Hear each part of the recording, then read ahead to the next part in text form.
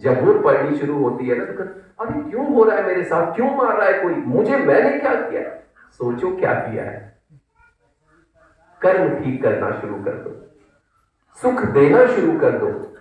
इसलिए हमारे श्री महाराज जी ने तीसरा सूत्र दिया, हरि को भजने के लिए, मनुष्य बनने के लिए परोपकार क्यों करें?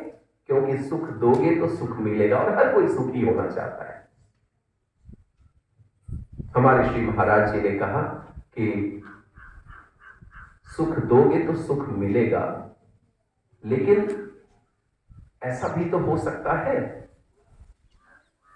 कि परमात्मा नाम की कोई चीज है भी तो हमको देख रहा है क्या, हमको सुन रहा है क्या?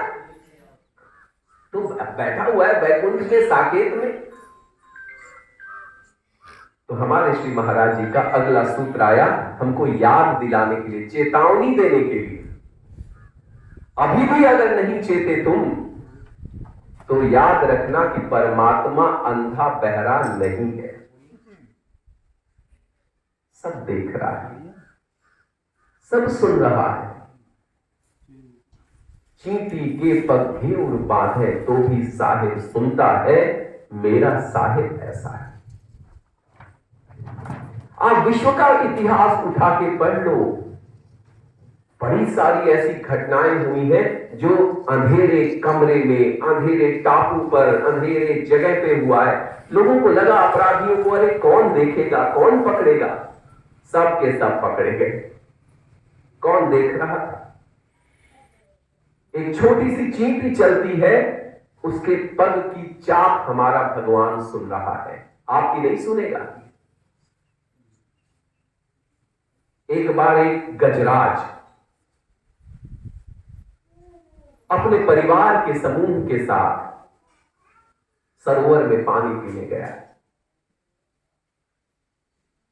पिछले जन्म में वो गजराज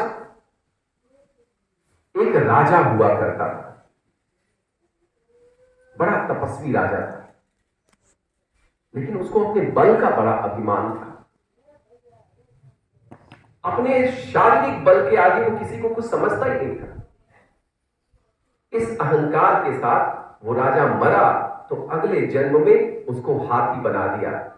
बल का अभिमान है ना, सबसे ज्यादा बल हाथी में होता है, चलो हाथी बनो, दिखाओ बल अपना, जम के हाथी बन गया। हाथी बना तो भी उसका अभिमान नहीं गया, जो दिखे हाथी सामने उठा के पटक। जैसे होते हैं बहुत सारे लोग जो थोड़ी बॉडी बना लेते हैं, मांझ के चलते एकदम ऐसे कि भैया आप ऐसे क्यों चल रहे थे, बॉडी बनोले ही इतनी ताकड़ नहीं के चाहिए।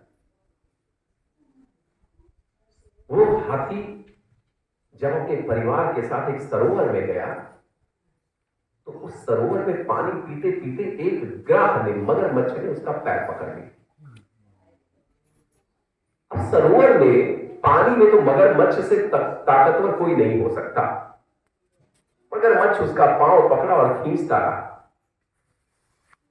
उसके साथ के जितने लोग थे, हाथी हथिनियां, सब धीरे धीरे पकड़ के उसको खींच रहे थे, मगरमच्छ को भगाने की कोशिश कर रहे थे, लेकिन मगरमच्छ बड़ा ताकतवर था।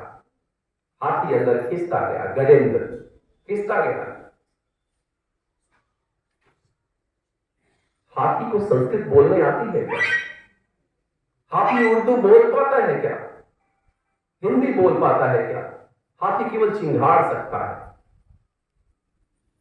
हाथी चिंघाड़ने लगा, उसको पता चल गया कि अब मैं मर जाऊंगा। अंदर खींच लिया ग्राह में, परिवार दूर हो गया, समझ गया परिवार की अब ये नहीं बचने वाला। सारी ताकत आजमा ली उसने, उसको लगा कि मेरी ताकत तो कुछ है ही नहीं इसके सामने। जिन लोगों ने भी अपने को धनवान समझा है, ताकतवर समझा है, सत्ता वाला समझा है, नेता समझा है अपने आप को, उन सब की अकड़ ऐसी एक दिन ढीली हो जाती है। इसलिए जो भक्त होता है उस अपने को सबसे नीचा बना देता है, सबसे छोटा बना देता है।